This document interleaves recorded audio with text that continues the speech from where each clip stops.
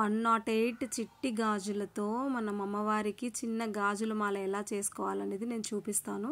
First అయితే ఒక 2 metres మనము లేస్ అయితే తీసేసుకొని గోల్డ్ కలర్ అలా మంచిగా సో మనం ఫస్ట్ రింగ్ అయితే అలా లేస్ చూపించాను కదా, అలా ఎక్కించేసేయాలి. కొంచెం ముందర స్పేస్ వదులుకున్నాం కాబట్టి అది మన లాస్ట్లో మనం నాట్ వేసుకునేకి పనికి వస్తుంది.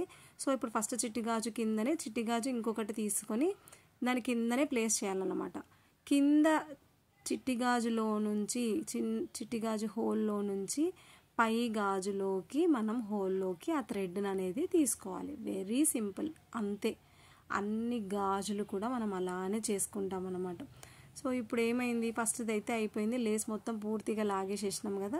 సో ఇప్పుడు ఏమైంది, ఫస్ట్ నాట్ అయితే అయిపోయింది అనమాట.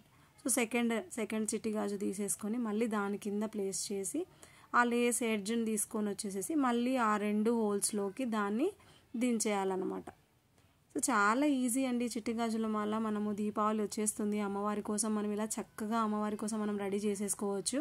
సో చూడండి, నేనైతే మాలను పట్టుకొని ఎంత సంతోషంగా ఉన్నాను. నేనైతే 3 కలర్స్ తీసుకున్నాను, రెడ్, గ్రీన్ అండ్ ఎల్లో. అమ్మవారు కలర్ఫుల్గా ఉండాలని చెప్పేసి నేను 3 రంగులు అయితే తీసుకున్నాను. చాలా బాగుంటుంది లుక్ కూడా. మనం డ్రెస్సింగ్ అవన్నీ వేసిన తర్వాత ఇది బాగా కలర్ఫుల్గా కనపడుతుంది.